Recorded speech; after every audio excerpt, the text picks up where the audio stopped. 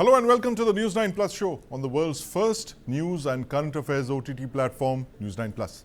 US President Donald Trump has pitched the F-35 stealth fighter jet to India. Now the US has offered India the F-15, F-16, the F-18 and even the F-21. But the fifth generation F-35 fighter jet was quite literally a bolt from the blue. Does India really need this fifth generation aircraft? How did it spring out of nowhere? Joining me on the News9 Plus show now to discuss this offer are Lieutenant General P. Ravi Shankar and Air Marshal Deeptendu Chaudhary. Gentlemen, welcome to the News9 Plus show. Awesome. Air Marshal Chaudhary, we were just talking about the F-35 just a few days back at the air show, and you told us how the F-35 was primarily a ground attack aircraft with only limited air-to-air capability. Does the Air Force really need an aircraft like the F-35 right now? What do you make of President Trump's offer? Thank you for having me once again. Trump's offer is actually not really a surprise. The US is well aware of India's fighter necessity and this gap which we have for a fairly long time. And like you yourself said, had offered US fighters earlier. Yes. The F-35 is a new new kid on the block from an offer point of view. But it has its own challenges. Most certainly, you'll be aware that the past platforms which they had offered us were essentially older platforms in their more modern avatars, right, but with limited future scope. The F-35 is a state-of-the-art fifth generation strike fighter essentially, with stealth characteristics and advanced air-to-ground capabilities. But it has certain limitations. I'm getting it from an Air Force perspective. It's a single-engine platform. Right. India will need platforms to penetrate deep into adversarial territories, which means packaging with larger formations of other platforms which support such missions. Right. And getting an F-35 means you have a standalone platform which will neither be able to network with other platforms, nor will it be able to network with our air defense systems as easily as it does with the other platforms with which the Indian Air Force currently employs. So essentially, it will be a standalone platform, and its survivability will be obviously an issue when it goes into depth areas.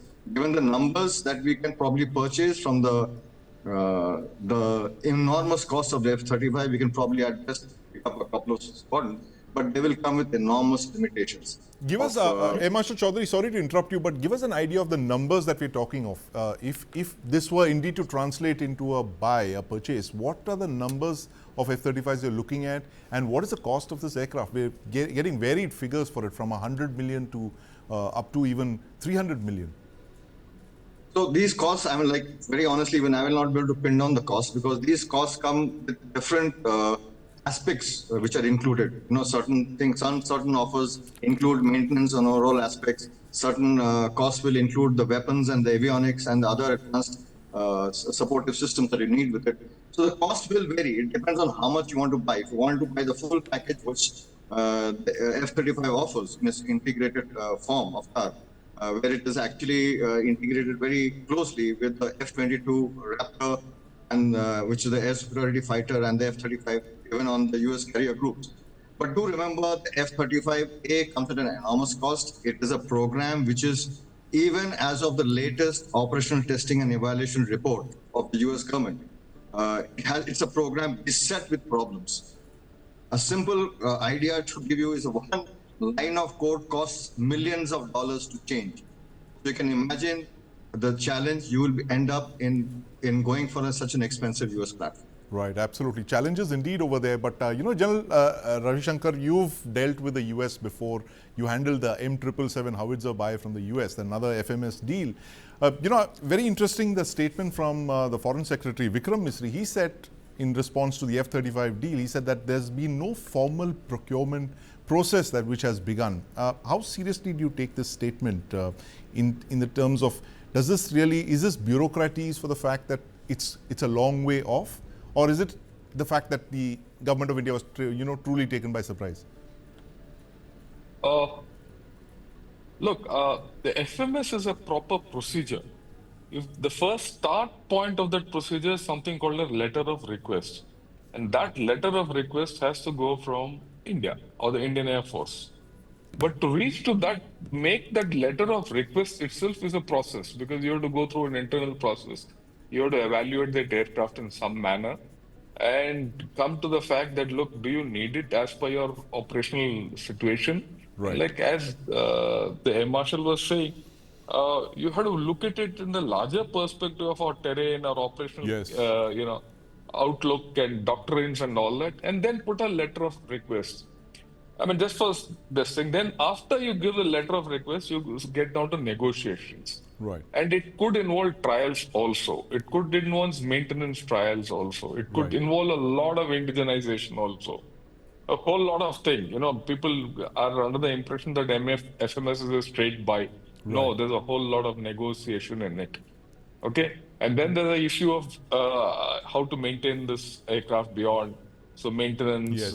Yes. space, everything which have to be based in India. F-35 visuals. And then you have to get to something called a letter of agreement, LOA. Once that is done, then the delivery starts. This process, by normal processes, any FMS case, average lifetime is 5 to 7 years. So we have to start, if you start the process today, the 5 to 7 years is from LOR. So I think you're looking at a time frame of about 8 to 10 years before the first aircraft lands if you've taken the decision to buy it. 10 Right. So years that's is the, the process. yeah. So it's not going to be in a hurry. This is a remark which has come out all out of the blue. Right. Uh, and I think this will start getting evaluated Right. because there are political repercussions of all this. There are Yes. also operational repercussions of all this. Right. And you have to also see the cost factor. Just because the USA is giving, will France give a competitive cost offer? Will Russia give a competitive, offer? Right. So, I mean, if you're going to spend 80 to 100 million dollars on an aircraft, Right. it has to be competitive. You just don't go buy it just because the president of, USA desires that India has to have a It's an offer. F-35. So it's an Yeah, it's offer an that offer. it's an offer, and it's not an offer that we cannot refuse. It's not that kind of an offer. I mean, of course, No, no, no, India no. could There's nowhere. No. India Look, could take let that me put it this way. decision. Yes. By the time the first LOR goes across everything, Trump would have gone out of the office. Right. So we start Right. dealing with the next administration. That's So very you have to interesting. So the understand. procurement itself, the process itself, could take longer than the Trump tenure in the White House. So that's an interesting observation. But Air Marshal Chaudhary, looking at this MRFA, I mean, I get the vibes that I once got from the MMRCA, deal, that 10, 12-year long process. And you look at the way the aircraft have been going up the ages, from the 15 to the 16 to the 18 to the 21 to now the 35. So the aircraft, increasing in numbers, project numbers, but the purchase still hasn't happened. But give us an idea of the Air Force's MRFA requirement, and is there a possibility that now you already have 3 aircraft in the fray, 3 US aircraft in the MRFA fray? Is it possible that F-35 could be a 4th aircraft now? Yeah, I will like to sort of bring out one aspect. One is that the 114 requirement, or the MRFA requirement, is a critical one, which is I think a decade plus old requirement, Right. which the urgency has gotten to a point where we are really in serious doldrums. Right. And 5th generation aircraft is another aspirational requirement Right. of the future, given the kind of platforms which China is fielding, already fielded. So I don't think, we should be very careful in understanding the essential differences for the two. The 114 aircraft is not necessarily a 5th generation buy. It could be a Right. 4.5 generation, which is needed in a quick hurry to bolster our declining numbers Right. over this next 10 years. But also they come with the caveat that these platforms will not be able to all come within the next 10 years. Right. Right. And within the next 10 years, it'll take more than 10 years, in fact, a decade and a half for India's 5th gen platform to come into being. Right. So associated with that comes the strategic partnership with the nations, which already have fifth generation platforms. Yes. So essentially, like General Shankar very aptly brought out, that this is a serious political decision. Right. And this is what I have been firmly believing in, that there are two entirely different aspects. One is an operational requirement, Right. another is a political requirement.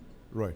And one aspect which I would like to bring out, and I have to put it on record right here itself, that any US buys Yes. comes governed by strict FMS policies, Right. which means they will have control of every bit of equipment. It's not really just like an howitzer. That means every Yes. radar, your radar warning receiver, your Right. EW frequencies, RT frequencies, networking frequencies, everything will be on US control. And we cannot change it and tune it.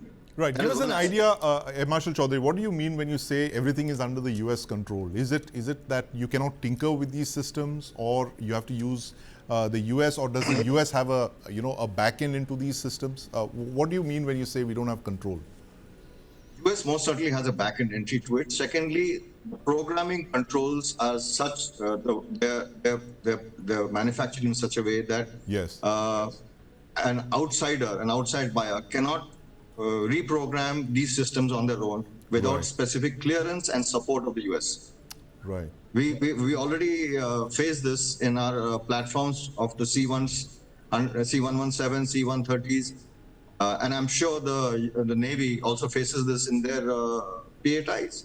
So that's a very interesting point you made there, Marshal Chaudhary. The fact that we have a very large number of US equipment, especially aircraft. You have long range P8Is, and you have your helicopters, and of course C-17s and C-130s, and you still don't have full control over it. Could that be one of the reasons, General Shankar, that India has not bought fighter aircraft from the United States? We've only bought fighters from the Russian Federation and from France, and we've not touched the US in the last 2 decades. No fighter aircraft from the US. Look, I don't think that's a straight equation that we didn't buy fighter aircraft because of these controls. Right. Because we bought other aircraft, we bought Apaches, we bought Chinooks, we bought C-17 series, P-8. So this is in continuation of that. So we know this problem. That's not a issue. And if we think that France won't have control over these backend systems, or Russia doesn't have control over these backend systems, then I don't think we are right. I'm sure they also come with the same issues, right? It might not be overt, but it is Yes. there. And I think with the experience which we have gained over procurement of aircraft and other equipment from all these three countries, we are talking of basically France, Russia, and USA. I think we have to start negotiating with all three as Right. to how to get out of these problems. And we Right. need to have this kind of a expertise built up. And we have to start waking up to this reality that we can't be dependent on them. I'll Right. agree with him to say, look, that a howitzer is a simple thing and you're not dependent on them, all that. But let me assure you, the original howitzer which we got had these problems. We got out of it because we insisted that certain systems had to be changed. So Right. that thereafter, what they were giving us was the base, the barrel and the trails and things like that. And all the electronics were put to our order. So Right. something like that has to be worked out, I think. Whether America will be, okay with us doing it, whether the Air Force wants to put it through or not, or politicians will stand up to the whole story or not, is a bigger Right. question. Because the political overtones are very clear in this, right? And we have to be very clear, if you enter into this deal, Right. Right. you're stuck with the USA, good, bad, or ugly, for a long time to For come. three decades As at the it very is- least. Yes. Yeah, as it is, you're quite invested into them. Yes. And if you're not going to get into if your AMCA doesn't come in time, and if Yes. there's issues, then there's no way out. Right. So you have to start hedging. I Yes. think hedging is something which we should start at this point of time. So far, it didn't matter. Let me put it why. Right. It didn't matter because we were not the power which we wanted to be. Our Yes. economy was not growing the way it is. Right. Hereafter, you're a regional power. You need Yes. to you want strategic autonomy. Yes. Strategic autonomy is just not, other things. It's also operational autonomy. Right. And you can't be tied to US strings for your operational autonomy. And if Right. you want to be, regional power from the Gulf of Aden to the Malacca Straits, Yes. and you want to be the regional security provider, net security provider, as they say, you need to have operational autonomy. Absolutely. And if the Strategic Air and Force operational doesn't, autonomy. Yes, and if the Air Force doesn't yeah, have it, it will be a problem indeed. But, Marshal yeah, Chaudhary, you made that point about all of these requirements actually literally bunching up, because your fourth generation fighter aircraft, correct me if I'm wrong, is something that you would have wanted a decade ago, which is at least 2014 or 2015, which is why the MMRCA was begun. And the fifth generation should have started being delivered sometime around now in the late 2020s. Where does that leave the indigenous aircraft projects like the LCA? You've committed to buying over 300 LCAs and over 100 AMCAs. Is there going to be enough money for all of these programs, for an MRFA, for an LCA, and possibly now even, this fifth generation fighter aircraft import? For a long time, I have been talking about the fact that we now reached a stage. We all know the problems. Yes. There are nothing new. They have been, in fact, off late, and I think what is really heartening is off late the amount of debate and discussion which is going on this issue. It's now brought it out to a level which is always in the research backgrounds. I'll just elaborate a few points on the previous aspect before I step into this. Just bear in mind that at the end of the day, what happens is cost becomes more complicated than on a simple issue that when you buy a platform, you have to buy with it the associated turnaround, repair, maintenance, and overall facilities, Right. which have to be to US standards. And US standards are pretty, high end, and they're extremely expensive, as we have learned in the C-17 and C-130 infrastructure that we needed to build. So this is something we have to bear in mind, that anything we buy will come at an enormous associated cost, and this does not include the costs of weapons and advanced avionics and further upgrades of this platform. Right. So what I'm saying is it's a recurring cost. It is not a one-time cost, and this is something which we have to bear in mind. And anything which is recurring cost will all chew into our, as it is, limited budget requirements. Right. So this is something which we have to bear in mind. Second thing is, any platform which we buy, to remember our mainstay fleet is Russian. Yes. The US has huge reservations of their platforms operating in environments with Russian equipment. Yes. This is something which we need to bear, because we train in a cohesive, integrated environment where the ground environment, the air defense environment, and essentially all have to network with each other. Right. Platforms have to talk to platforms. Platforms Yes. have to talk to surface radars. Platform have to talk to control centers, nodes, Yes. and other airborne platforms as well. So this integration is not possible with a standalone a platform, however modern it may be. Right. Right. So Absolutely. this is a huge challenge. You're talking of the S-400 air defense systems that India has bought from Russia. That's incompatible with the F-35. That's what you're saying. Not only that, all our mainstay Sukhoi fleet Yes. are Russian platforms, Russian radar systems, Russian weapon systems. So this is one side of one challenge. The other challenge which comes about is that when you bring in these two aspects together of the cost and the technology access, do remember that it will take a lot to build and develop our indigenous fighter capability, which is already hosted Yes. to the US engines. Right. Absolutely. The question is, do you want to, they're already over a barrel, do you want to Yes. make this barrel bigger and higher? That is what Right. I would like everyone to Absolutely. bear in mind. Very That it is interesting not just a observations pure- there. Yes. Yeah, it's not just a a commercial sale. There are lots of strings attached. And as you said, both of you gentlemen, the fact that strategic autonomy and operational autonomy is something very critical that the Indian Armed Forces would like to have. Thank you very much for joining us, Air Marshal Chaudhary. General Ravi Shankar continues to stay with us.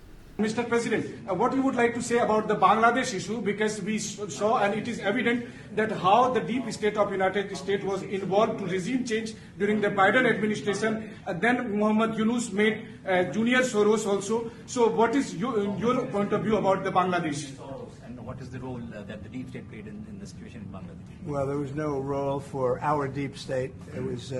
This is something that the Prime Minister has been working on for a long time and has been worked on for hundreds of years, frankly. I've been reading about it. But I will leave Bangladesh to the Prime Minister. A historic Trump-Modi meeting at the White House. And I have with me now my colleague, TV9 Bharatvarsh's executive editor, Manish Jha, who was there inside the Oval Office just a few hours ago. Manish, welcome to the News 9 Plus show. Manish, we saw Bangladeshi protesters outside the White House at Pennsylvania Avenue. Did you speak with them? What did they tell you? Yes, of course, I spoke with them. There were hundreds of Bangladeshi people who are staying in United States of America.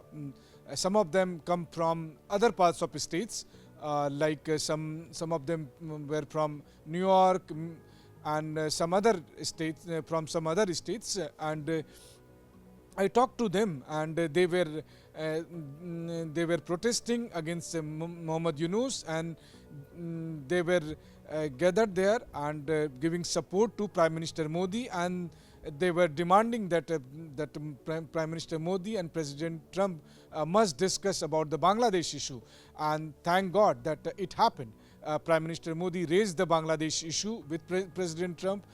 Prime Minister Modi share India's concern with President Trump, and I can say one thing very proudly, that I also contributed a little bit. Like in Oval Office, I directly asked a question to President Trump about Bangladesh, and I directly asked him that how the deep state of United States were involved for the Bangladesh crisis, for the regime change in Bangladesh. And then the Trump's answer given by the Trump was amazing, especially when he says that I leave Bangladesh matter to Prime Minister Modi, and now all the experts are interpreting his answers. Why did President Trump say in response to your question that the US deep state was not involved in Bangladesh? So obviously, why President of United States will accept that yes, our agency, our CIA or our other intelligence agencies were involved in Bangladesh. But see, now everything is clear. If you remember that during US visit, even Muhammad Yunus himself admitted when he was attending a program organized by Clinton Foundation. At that time, he introduced 2 or 3 youth leaders to Bill Clinton, and he especially mentioned about his role, that how these student leaders organized the whole process, and then what happened. See, from the day one, I believe that whatever happened in Bangladesh in August 2024, it was exactly happened in Ukraine during 2014 protests. So, you know, and those people who were involved in Ukrainian regime change, they were involved in Bangladesh also. You must remember about a person, a very controversial man, Donald Lu, who was working in state office. He visited so many times to Bangladesh when regime change happened, and then he met Muhammad Yunus. Who was he? The Donald Lu, and his senior Victoria Nuland. See, the thing is, the Victoria Nuland and Donald Lu, these are the character, these are the mastermind of regime change in various countries, and Bangladesh was one of their projects. So that's why my intention was to raise this issue and directly to the President of United States, and thank God that I was succeed. I asked them, I mentioned this issue, and I'm very happy that after my question, Within 5 minutes, when the Prime Minister Modi and President Trump were meeting and they were talking, and that time when Prime Minister Modi also raised this Bangladesh issue, I don't know what exactly Prime Minister Modi spoken to President Trump about this thing, but whatever Ministry of External Affairs inform us, according to that, Prime Minister Modi raised Bangladesh issue and he mentioned about the current status of Bangladesh, and let's see what happened next. But the last line of President Trump is very much important when he answered me that I leave it to Prime Minister. So, what did President Trump mean when he said that he will leave Bangladesh to the Prime Minister of India? And what is President Trump's White House stand likely to be on Bangladesh? He's spoken out against the persecution of minorities there. What I understand that because if you see the answer given by the President Trump, it is in two parts. The first part is when he denied about the involvement of any deep state from US, and this is the first time when he is actually protecting the deep state. Otherwise, he always saying or abusing about the deep state, that how deep state was involved to fixing him, or how deep state was involved to killing him. For the assassination, deep state is always blamed. But when the Bangladesh question was raised by me, then he said that no, US deep state was not involved. It doesn't mean that Mr. Trump is saying whatever it is truth. The truth is that US president is protecting their establishments because this is basically US job, and it's not new. It's not the first time that it happened in Bangladesh. There were so many countries where the deep states were involved and the regime change happened. So that's why this question was very much important. Victoria Nuland and Donald, you are replaced indeed, and Lou incidentally has been replaced by Paul Kapoor, pro-India official. Now, interesting that the Prime Minister raised the Bangladesh issue, and that last remark by President Trump, I leave Bangladesh to Modi. What did he mean by that? There are so many interpretations. Some experts are saying that he is actually he was actually referring to Prime Minister, that let the Prime Minister speak on Bangladesh. But did you see that the Prime Minister didn't say anything about that, because that question was asked to the President Trump, not to Prime Minister. I asked a separate question to Prime Minister Modi, and he answered on that question. And I specifically asked the question related to Bangladesh to President Trump, and the President Trump gave his answer. And in that answer, he mentioned about that I leave it to Bangladesh. And one of the interpretation is that now India and US maybe will be on same page related to Bangladesh. It means that whatever Prime Minister Modi will decide about Bangladesh, maybe that US or especially the President Trump follow that decision. Manish Jha, thank you very much for your thoughts. Manish Jha there, straight from Washington, D.C., the most powerful place on earth, as he called the White House. Now, the most important takeaway there, India and the US seem to be on the same page on Bangladesh. Now joined by my colleague Aditya Raj Kaul, who's been tracking these developments very closely. Aditya, would the caretaker government of Mohammed Yunus be very worried with that press conference between Prime Minister Modi and President Trump? Well, Sandeep, that was the first question. Early in the morning, I was awake all night, tracking these developments. And when that statement came, when that question was posed, in fact, by TV9's Manish Jha, I was watching it closely. What would Trump react to it? Right. And he said initially that the deep state was not involved. Yes. And then he said that I will leave it to the Prime Minister. Right. Now, one could assume that leaving it to the Prime Minister meant that probably he wants Modi to answer that question. Right. But for the viewers, I'll explain the context to this. Right. He also said before this that Prime Minister has been dealing with this for hundreds of years. Now, when I heard this, I was perplexed and I was confused as to why would he say that Modi has been dealing this for hundreds of years. Right. Now, the context is that a few weeks ago, Trump was on a podcast. Right. And during that podcast, he was narrating answering a question where he was asked, how do you deal with world leaders? Are they tough? Right. Are they stupid? How are they? Yes. How do they react? And then the first example he gave was of Modi, that he's a killer guy. Yes. You know, yes. he's a killer guy. He's a, from the outside, he comes as a very empathetic and soft guy. Right. But inside, he's very tough. He's a grandfatherly image. He's a grandfatherly image. And then he narrates an incident Right. that few years ago, he didn't name Pakistan, but he said that there was a country Yes. that was causing a lot of problem. And I offered help and said that, do you want my help to deal with this? And he firmly responded, no, I have been dealing with this. We are capable to deal with this. We have been dealing with them for hundreds of years. Oh, very interesting. So it Yes. it was a reference to It that was reference podcast. to that podcast, and Right. he said that Bangladesh, Yes. I would leave it to the Prime Minister. He knows how to deal with them. But there is a clause to this. Bangladesh does not figure in the topmost priorities of the Trump administration right now. Did it What- figure in the Biden administration's priorities? It was clearly, I mean, Right. from Donald Lu to everybody Victoria else Nuland, yes, involved. I yes. mean, now the papers are being leaked. There is, a person from this freedom group Yes. that is coming out with all these documents, clearly talking about how USAID was funding the soft power, Yes. music groups, other Of course, groups in yes. Bangladesh to create a so-called image of a revolution. Right. Yes, there were protests underway, but there wasn't a situation where there would be such massive scale of violence. Now, Right. Islamists have been weaponized, Yes. and that credit goes completely to the Biden administration. I mean, look at the Russian press conference Yes. that happened back in 2023.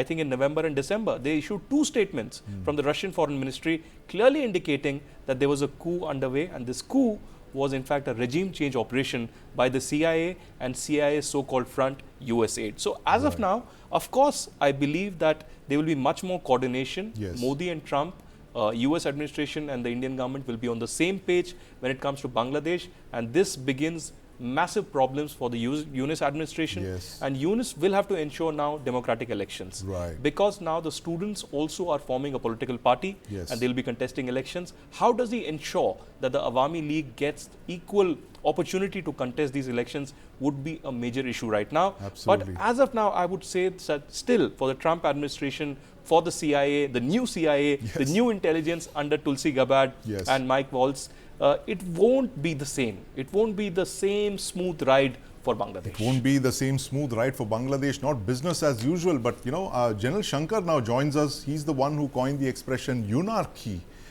General Shankar, what's your reading of President Trump's statement? Has he actually, handed Bangladesh over to India, as Aditya was just telling us? Yeah, I think so. I'm very clear about it. In fact, yesterday night I said this is my hope Yes. that the handling of Bangladesh should be through India. Right. And that has proven right, actually. It's very clear. Now, there's a precedent to this, which I said yesterday night along with you. When Sri Lanka went into a problem, when the financial meltdown took place, the entire handling of Sri Lanka and bailing it out and doling it out was left with India. Yes. USS just took a step back and supported us. We supported them in the IMF, and then USA came in, played its part, and finally Sri Lanka was put back on track. Right? That whole thing worked out well, and we have that experience. So I suppose when Dr. Jaishankar and Secretary Marco Rubio spoke on 20th of January, right, and the first meeting, Bangladesh came up for discussion. I think some kind of an understanding has Yes. been arrived at already. And what you saw was just what that understanding extended. And already from what his statement one could make out, Yes. look, Trump will not say that the deep state was involved. Then Yeah. it implicates USA. His own government, exactly. Yeah, that won't happen. But the fact that he said, I leave it to the Prime Minister, is something which is very significant. He's not interested in getting involved with that. He's got Right. bigger fish to go after. He's got Yes. a bigger plan to go after. And let me also put one issue across here. Everyone says Trump is transactional. Yes. I don't find him transactional. In fact, transactionality is a tool for him to achieve a strategic outcome, Right. which he is doing with a plan. And Bangladesh doesn't figure in it. But for India, Bangladesh is important, Right. right? With a 4,000 odd kilometer border, And the fact that ever since this coup has taken place, I call it a coup. I've Yes. always called it a coup. The anti-India sentiment has been going up. Right. And there's a program on. There's a systematic sidelining of the Awami League. Right after Bangabandhu's house was demolished, Yes. the current government has launched something called, devil hunting or Operation Devil Hunt, in which who are the devils? Awami League. Right. And a political party which has ruled Bangladesh and had won elections in Bangladesh democratically for over 50% of its existence is being, you know, uh, systematically sidelined and kept out of the equation. And then who are coming in? The radicalists or the Jamatis. Yes. And this new party which Mr. Aditya Rao's call was talking of is all based on that.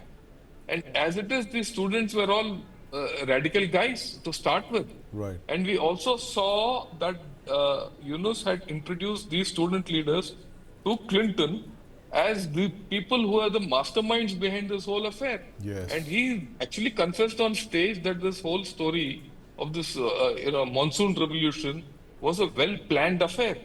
Right. So, what is happening here is a political coup now. Yes. As it is, the Bangladesh National Party is almost falling out with this whole system.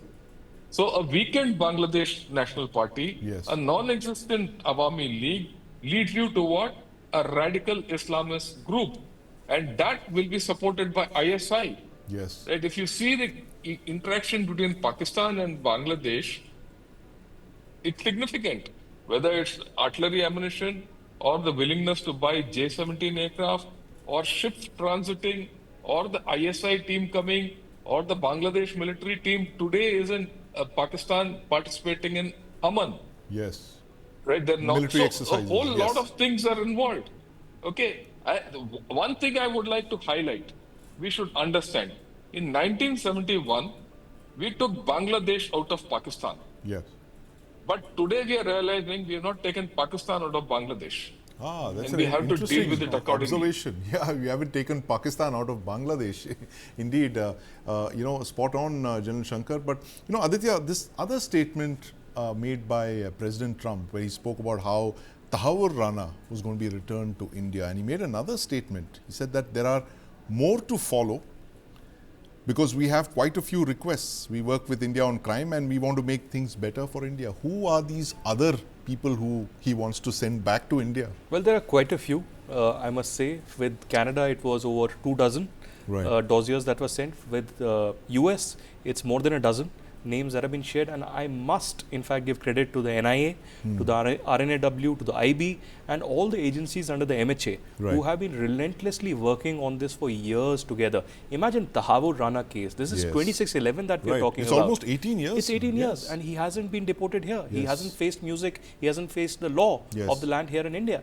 And finally, it's happening. Although some of the negotiations had taken place Right. during the Biden admin as well, but a key decision, a final approval by the president had not happened. Right. So this time Tahawur Rana will be here, and it will be a huge message as well Yes. that a plotter, a conspirator of 2611 gets justice here in India. Right. Apart from that, the other names that you're mentioning, Anmol Bishnoi Yes. is one name. He's been in California around that part of the Lawrence Bishnoi gang.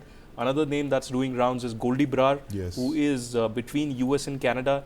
He's being hunted. He killed quite a few people in Punjab and other places as well. There is this gentleman called Gurpatwan Singh Pannu Right. as well. Sounds like a familiar name. Familiar right? name. I try my best to forget him, but every morning he sends me a message, a propaganda video or a message about Has he sent you Khalistan. a propaganda video this morning? He must be Hasn't. very frightened. He's trying to figure out what happened in the White House. Right. But the last video was very interesting. He went Yes. inside the US Congress, Right. knocking doors of the congressmen and doing propaganda. Yes. Now that is also a security nightmare, that a designated terrorist as per Indian law Yes. is freely roaming around inside the US Congress. So Right. I'm not sure if Pannu will come or not, but India and US are on the same page. There is give and take that is Yes. happening. We are buying more defense equipment. Trade Right. tariffs perhaps would be balanced a little. Yes. But on security, there will be no compromise. Right. Perhaps not immediately, but in a systematic, step-by-step manner, we will see these terrorists, these people who are running away from the law, will finally return and face music. Absolutely. Very interesting observation, Aditya. The fact that the United States, which ironically a strategic partner of India, was a safe haven for all of these criminals that you just mentioned, and that could well be ending now under the Donald Trump administration. But, General Shankar, over to you again. The fact that you have Yunus now on a deadline, it looks like he has no option now but to hold democratic elections, as Aditya just said. How does this constrict his wriggle room now, given these statements that have come out of the White House, the fact that the US has just openly declared the fact that it's not going to harbor anti-India elements, criminals, gangsters, or designated terrorists anymore? How does this constrict his options? Look, the way I look at it, he's the first radical, okay, in that country. Yes. Let's be very clear about the whole story. He's a tough character. He's a tough nut to crack. He's not going to sidestep easily. Right. He has to be pushed out. Now, the thing is this, he's now got support. He's built a strong support of radicals, and they're well, fortified. They built enough circles around themselves. Yes. Plus the fact that they have ISI to back them. And ISI has never left Bangladesh. Additionally, these people are now reaching out to China. So it will not be an easy affair. But on the other hand, Bangladesh is sliding into anarchy. Forget the fact of pun of unarchy, it's sliding into anarchy. Yes. There are tanker strikes, there are bus strikes, there are railway strikes, shortage of electricity, oil, all this. Day-to-day things are going bad. Their economy has taken a nosedive. Yes. Their garment industry has broken up completely, almost completely, with hardly any. There's no investment. Right. And it has just come out 2 days back that Bangladesh is one of the most corrupt countries. Right. It is it competes with Pakistan in corruption. Right. So there are so the internal conditions in Bangladesh are going down day by day. Will it lead into a bad situation, into a completely unstable situation, is the issue to be seen. Will there be a counter coup or a counter revolution which will take place, is to be seen and monitored. Right. Whether that counter revolution succeeds or not, whether these people succeed or not, we have to bear in mind Bangladesh has had a very violent history. Yes. Throughout its existence, every ruler of Bangladesh has either been assassinated or thrown out on a coup, or he's been sent out, or is jailed. There's no peaceful transfer of power. Yes. No, not even once, except one odd time with Sheikh Hasina, and that too people are now alleging a lot of things. So that's got a violent history. Right. So will all this settle in a hurry is to be seen. Yes. And the fact that there is a strong anti-India feeling. Why I'm saying anti-India feeling is, I've done about half a dozen programs on Bangladesh with ambassadors and bureaucrats and army people and everyone. And I find that the response from Bangladesh for everything, whether you put out a hand of friendship, or you tell them something, or even you remind them about what we did in 71 and all that, is being met with absolute anti-India feeling. Right. They are absolute worrying turn of events indeed, General Shankar. I'm afraid we're completely out of time, but thank you very much for your observations on unarchy, of course, turning into anarchy, and now, who knows, a counter-revolution in Bangladesh as well. But that's a story we've been tracking ever since the violent revolution that ousted Sheikh Hasina last August. Thank you very much for joining us, Aditya, and of course, General Ravi Shankar. China's Navy is the world's largest. It has over 370 battle force ships, but it has only 6 nuclear-powered attack submarines, or SSNs. Now, the US Navy, in sharp contrast, has 50 SSNs. But now China is catching up. It has begun an explosive pace of submarine construction. It's reportedly launched between 6 to 9 nuclear-powered attack submarines in the last 3 years. It's constructing between 4.5 to 6 nuclear submarines a year. Joining me on the News9 Plus show to discuss these developments is Rear Admiral Monty Khanna, submarine veteran and one of the few Indian analysts who tracks the PLA Navy's submarine force. Admiral Khanna, welcome to News9. Thanks, Sandeep. Glad to be here, and thank you for inviting me. Admiral Khanna, how many submarines could China potentially deploy in the Indian Ocean region? Now, they started in 2013 with that first patrol by a Shang-class SSN.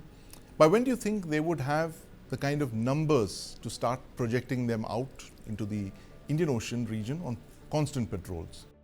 Yeah, so I don't think numbers is the issue. Even now, if you've got out of the five Han class, if you say the first two or three are decommissioned, you've got a couple of them left. And you've got around, say, between 6 to 8 Shangs. And as the Bravo's numbers increase, of course, then newer, so much more reliable submarines. So in that way, it certainly helps. But geography makes things difficult, of course, for them because now if you are willing to come on surface, then you can come through maybe you can come through Malacca, you can come through Sunda, transiting Lombok even on surface or at periscope depth. It can be done in a pinch, slightly hazardous. But if you want to come submerged, then you're looking at by Vatar, which is so you're looking at 5,000-6,000 mile journey to get over here. So you're burning up a lot of endurance while coming over here. So if you have to come here, operate for a couple of months and go back, a large part of that, time is going to be spent coming up and down. The way you can resolve that issue is you have some sort of permanent basing in the Indian Ocean. So I think that is really the key. Where would China base these submarines in the Indian Ocean? Could it be Pakistan or, for that matter, Bangladesh, where they've built up a base for the Bangladesh Navy's Romeo-class submarines? Is this the case that they could use these potential bases in these two countries? Yeah, so the Mings have gone into Bangladesh and they've gone into Pekua. And so Pekua is there. But I would still say to regularly, for a submarine to come, to turn around, to do a little bit of an R&R and to go out is one thing. What you call, this place is not bases concept. But if you're going to station a submarine, an attack submarine on a permanent basis in Bangladesh, then Bangladesh would have some pretty stiff answering to do to a large number of countries apart from India. And I'm not too sure whether they'd like to cross that Rubicon. So it would be complicated. In a pinch, maybe, if there was a pressing requirement, then you can sort of burn up a lot of your political capital to make that happen. But otherwise, I think it would be difficult for them to do. Myanmar that way, maybe, given, of course, it's a a mixed relationship that they have with China, but I think the leverage on Myanmar is much greater. So I think in Myanmar, there are greater options. Djibouti is always available to you, but Djibouti is complicated. You've got everyone there. You've got the Americans, you've got the French, you've got the Japanese. Everyone is cheek and jowl in Djibouti. Pakistan is available. Pakistan's got its own set of problems, where, if you see whenever a Chinese warship pulls into any either Karachi or, the amount of force protection that they have to do in double wall containers and entry and exit restrictions, etc. So there's a huge, internal security issue that they have to contend with over them. So they are fraught with issues right now. I would suspect that, if they're looking for a base, an ideal location would be somewhere in the Southwest Indian Ocean. So if you're looking at countries like Madagascar, Comoros, Mozambique, Tanzania, this, to my mind, is going to be the area that the Chinese are really going to focus on because it gives them a lot more options if you can build a facility over there that can support your nuclear submarines.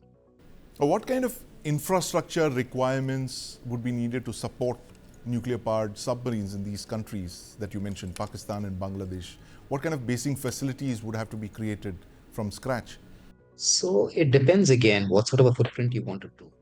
One way you can short circuit that is that you bring a submarine depot ship now, and China's got a large number of them. So a lot of that infrastructure is there resident of the platform itself. So that platform comes along with you, the workshops, the torpedo preparation rooms, all that sort of is resident in the platform itself. And therefore you can, short circuit this entire process by bringing in a lot of it in a float requirement itself. And as you once you start this, then you can start, iteratively, I would say, increasing your footprint in that country concerned, wherever the base comes up. You know, uh, these submarine, so-called submarine depot ships, we used to have Amba, for example. I think they can go a long way in aiding this process until you have adequate, robust facilities ashore to support submarines on a long-term basis. There have been some statements from Pakistan Navy veterans and analysts, of course, saying that they could lease a Chinese nuclear-powered attack submarine the way we do from the Russian Federation. Is this in the realm of possibility? Yeah, I would say it's very plausible. In a sense, it would serve. Firstly, of course, we've done it.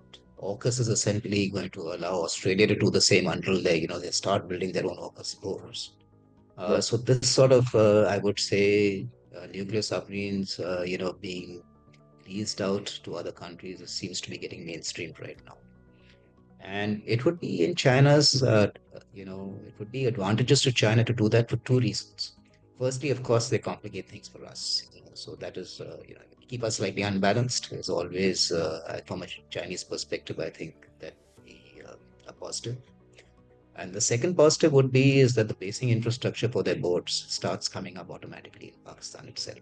So uh, it always gives you that option. Now, if you can sort out your internal security issues, and if you can, but that once the basing infrastructure comes up, then at least that should push come to shove, those facilities are going to be available for you in case you have a problem.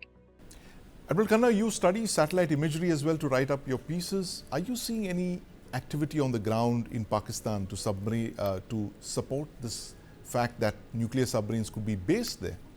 So not as yet. The easy way to do about it in short term is that you bring in a submarine depot ship along with you, and maybe in a relatively short span of time, at least you can compress that timeline that is required for conversion. Karachi is of course a busy place, but certainly Ormara and Gwadar can be used for this purpose. But I think in the long term, if China is seriously looking at Pakistan as an option for basing, then they would need to set up a greenfield base in a relatively unpopulated area, a hard perimeter base. Admiral Khanna, thank you very much for your thoughts.